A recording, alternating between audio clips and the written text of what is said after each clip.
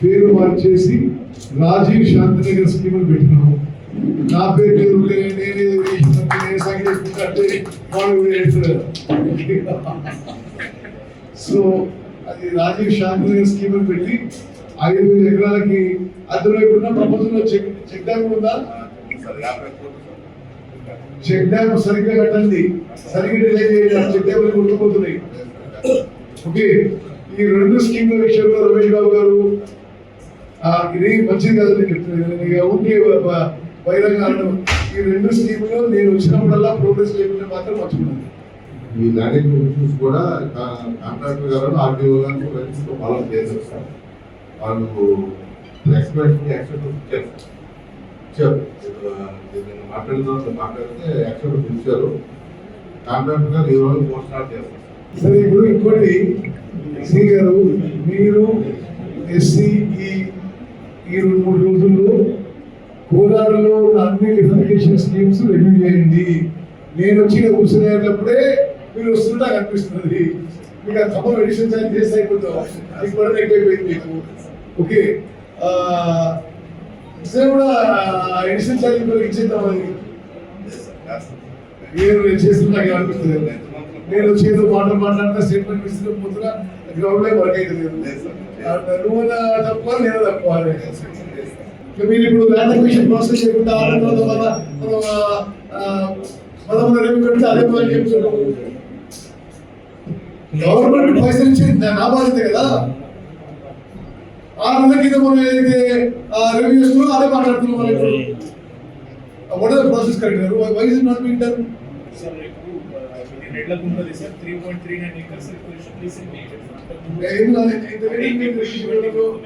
ధర్మతేజ పనిచేస్తున్నా లేదా? ఇన్నే పడుతుంది. లాస్ట్ రివ్యూషన్ ఎప్పుడైంది? What is this?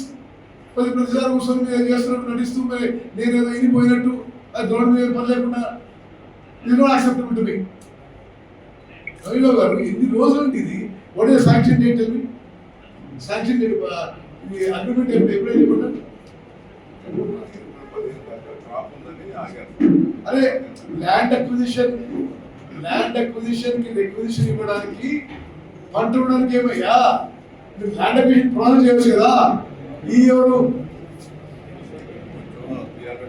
రామ్కిషోర్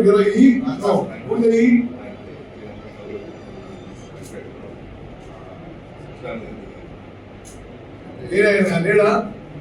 ఇప్పుడు రమేష్ బాబు గారు, ధర్మతేజ గారు, మీ అందరూ చెప్తున్నా, ఇది ఇంకా ఫాస్ట్ గా జరుగుతుంటే మాత్రం ఇక మనం సీరియస్ యాక్షన్ చెప్పి అదే మీరు ప్రాసెస్ చేయండి. రైతులు అది కనీసం అవార్డు పాస్ చేయడానికి కలెక్టర్ రిక్వెస్ట్ ఇవ్వాలి, వాళ్ళు అమౌంట్ చేయాలి. ఏమీ లేకుండా ప్రతిసారి ఒక మాట చెప్తాడే సీత. ఒకటి, నాగార్జున సాగర్ ఆయకట్టుకి నీళ్లు పెంచడానికి, అదేవిధంగా ఎస్ఆర్ఎస్పి స్టేజ్ 2కి నీళ్లు పెంచడానికి ముందు చర్యగా ఏమైపోయిందంటే మీ అందరికి తెలుసు, నాగార్జున సాగర్ కానీ ఎస్ఆర్ఎస్పి కానీ కట్టి ఒక 60 ఏళ్ళు అయింది. ఈ 60 ఏళ్లలో కొంత సిల్టింగ్, సెడిమెంటేషన్ అయింది. అంటే ఇసుక, మట్టి రావడం, ఆ ప్రాజెక్ట్ యొక్క కెపాసిటీ తగ్గుతూ పోయింది. తగ్గుతూ పోతే ఏమైతుంది? నీళ్ళ కెపాసిటీ తగ్గిపోతే ఆయకట్టు తగ్గిపోతుంది. ఇప్పుడు ఈ 60 ఏళ్లలో ఎవరు చేయలేదు. నేను ఇరిగేషన్ మంత్రి అయిన తర్వాత ఈ మేజర్ ప్రాజెక్ట్స్ అన్నిటికీ డీసిల్టింగ్, డీసెడిమెంటేషన్ ఒక భారతదేశంలోనే బెస్ట్ పాసిబుల్ టెక్నాలజీతో పని మొదలు పెట్టినాము. ముందుగా నాగార్జున సాగర్ కెపాసిటీ పెంచడానికి నాగార్జున సాగర్ డీసిల్టింగ్, డీసెడిమెంటేషన్ కి ఇప్పుడు పనులు మొదలు పెడుతున్నాము ఎండాకాలము. అదేవిధంగా శ్రీరామ్ సాగర్ ప్రాజెక్ట్ ఏదైతే ఎస్ఆర్ఎస్పి స్టేజ్ 2 నీళ్లు రావాలో వాళ్ళకి జరిపోకుండా మనకి ఇవ్వరు కదా. అది నీళ్ల స్టోరేజ్ పెంచడానికి అక్కడ కూడా డీసిల్టింగ్, డీసెడిమెంటేషన్ చేయడం జరుగుతుంది. అదొక ప్రక్రియ. రెండోది మనకి నీళ్లు పెరగడానికి ఖమ్మంలో సీతారాం సాగర్ ప్రాజెక్టు వేగవంతం చేసే ప్రయత్నం చేస్తున్నారు. ఆ విధంగా గోదావరి జలాలు పాలేరుకి తీసుకొచ్చి పాలేరు నుంచి కొన్ని నీళ్లు మనం వాడుకోవడానికి. అయితే ఇప్పుడు శ్రీగారు అన్నట్టుగా మరి అయిపోయిందని ఏం లేదు, ప్రయత్నం జరుగుతుంది అంతే. ఒకటేమో గోదావరి జలాలు సీతారాం సాగర్ ప్రాజెక్టు ద్వారా పాలేరు తీసుకొస్తే ఆ నుంచి మనం కొంత మోతే లిఫ్ట్ చేసుకోవాలి. రెండోది మున్నేరు వాగు నుంచి కూడా పాలేరుకి నీళ్లు తీసుకొస్తున్నాము. అంటే పాలేరు రిజర్వాయర్కి అన్ని విధాలుగా 3 విధాలుగా వాటర్ పెరిగేటట్టుగా, ఇలా ఒకటి సీతారాం సాగర్, 2 మున్నేరు లింకు, 3 నాగార్జున సాగర్ డీసెలిమెంటేషన్ చేసి ఓకే. ఈ 3 విధాలుగా పాలేరులో నీళ్లు ఇంకా గట్టిగా ఉండేటట్టు, ఇంకా ఎక్కువ ఉండేటట్టు ముందస్తు చర్యలు తీసుకొని, ఆ తర్వాత దాంట్లో కొద్దిగా నీళ్లు మనం పక్కనే ఉన్న మోతే మండలానికి ఉపయోగించే ప్రయత్నం చేస్తున్నాం. సూర్యాపేట జిల్లాలో వాటర్ అవైలబిలిటీ పెంచడానికి, సూర్యాపేట జిల్లాలో ఉమ్మడి నల్గొండ జిల్లాలో వాటర్ అవైలబిలిటీ పెంచడానికి నాగార్జున సాగర్ ప్రాజెక్టు ఎస్ఆర్ఎస్పి 6 దశాబ్దాల నుంచి డీసెలిమెంటేషన్ చేయలేదు. అంటే ఇసుక మట్టి కూరుకుపోయి ఆ రిజర్వాయర్స్ ఆ ప్రాజెక్ట్స్ కెపాసిటీ 25-30% తగ్గింది. అందుకోసమే ఏదైతే డిజైన్డ్ ఆయకట్టు ఉందో ఆ డిజైన్డ్ ఆయకట్టుకి పూర్తిగా నీళ్లు రావడం లేదు.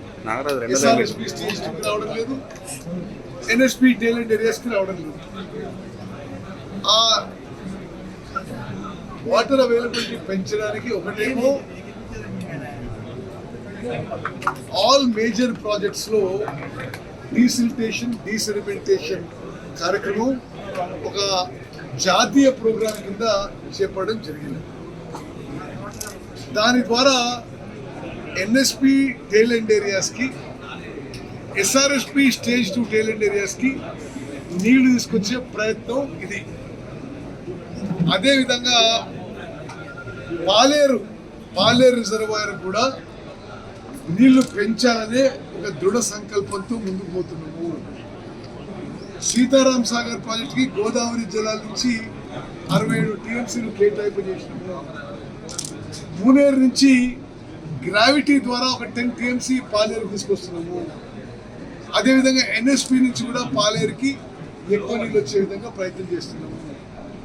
పాలేరుకి ఎక్కువ నీళ్ళు తీసుకొచ్చి అందులో కొంత భాగము మేము మోతే మండలానికి ఒక చిన్న లిఫ్ట్ పెట్టే ప్రయత్నం జరుగుతుంది. దాని భాగంగా ఈరోజు రివ్యూ మీటింగు. ఉమ్మడి ఖమ్మం, ఉమ్మడి నల్గొండ జిల్లాల్లో ఇప్పుడు ఎగ్జిస్టింగ్ ప్రాజెక్ట్ నుంచి టేలెంట్ ఏరియాస్కి ఏ విధంగా నీళ్ళు ఇవ్వాలనే ఒక ఆలోచనతో మేము ముందుకు పోతున్నాం. రాష్ట్ర వ్యాప్తంగా కొత్త ఇరిగేషన్ ప్రాజెక్ట్స్లు, పాత ఇరిగేషన్ ప్రాజెక్టుల మరమ్మతులతో రాష్ట్రం మొత్తం కూడా మరి ముఖ్యమంత్రి రేవంత్ రెడ్డి గారు, ఉప ముఖ్యమంత్రి భట్టి గారి నాయకత్వంలో సస్యశ్యామలం చేసే ప్రయత్నంలో ఇవన్నీ భాగస్వామ్యం అని చెప్పి నేను మనం